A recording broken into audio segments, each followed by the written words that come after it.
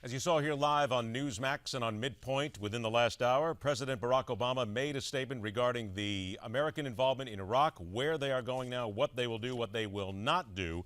Let's dig into that right now. We are very happy to welcome in Paul Vallely. He is a retired U.S. Army Major General, served in the Vietnam War, retired in 1993 as Deputy Commanding General of the Pacific Command, and he also co-authored the book Endgame, The Blueprint for Victory in the War on Terror in 2004. Lieutenant Major, thank you so much for joining us today. Happy to be with you. It is a pleasure. We've got a lot going on here today, so let me get right to it. Your initial reaction when you heard from the President, certainly no more boots on the ground, save for an advisory force going in, but do you think he made the right decisions today? Well, actually, there weren't any decisions made. We had several hundred on the ground over there already. And the numbers, if he's going to plus up another 300, they're going in for a number of different reasons. One, to plus up the intelligence operations on the ground.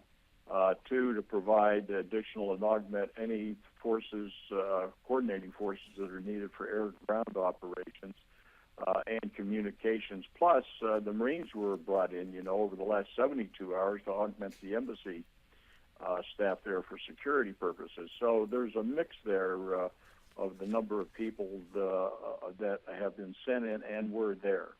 From a strategic standpoint, and again, as you pointed out, he really didn't make many decisions. Certainly, it seems as if this is a time-buying sort of idea right here, because he put a lot on the Iraqi government and said, basically, we're not here to fight your fight. If you can't do it, then we can't help you any further. That seems to be buying time.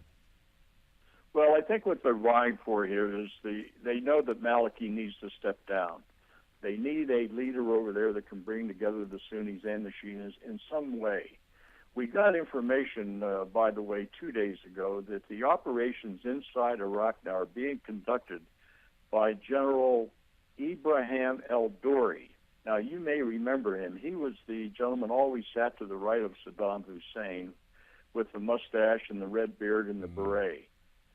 He really is the field commander that we're receiving information on coming out of Jordan, and he's working out of an undisclosed clandestine area in Jordan. Baghdadi from ISIS is really the guy that's the field commander. And so this is carefully orchestrated and very well thought out as to what's happened here just in the last week. Was this then orchestrated for the president to come out and make his statement where he basically did not put his full faith in Nouri al-Maliki, saying that it is he or someone else who leads the government, that we will be there to help, a gentle push, if you will, a quiet push to tell people there in that country that, or at least the other folks other than al-Maliki, that if you don't get them out, we're not going to help? Well, I think it's continuation of Obama sending continually these conflicting signals, and nobody really understands what America's strategy is now or tomorrow. And that's the problem is people do not have any faith in us anymore overseas as a government that knows what it's doing. So when you have that kind of a conflict, you have a tremendous amount of misunderstanding going on. And that's why this national security team needs to be replaced, as Senator McCain has said. They're just not effective. They're sort of clueless. They're inept. They do have an agenda. There's no doubt about that.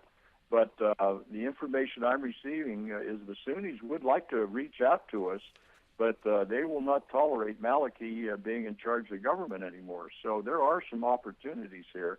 I don't think they'll take Baghdad. I think Baghdad will be taken care of by air support if required to protect not only the number of Americans that are still remaining there, which should be a number one priority, but also to conduct specific targeting and air-ground operations against the ISIS forces that they can identify. I have about 40 seconds left. You bring up a good point. With those thinking that there are those who see America as clueless and inept, do you get the feeling right now that ISIS, the people who are on the ground, those folks there, that they simply don't fear the United States at this point because of what we have become in their minds?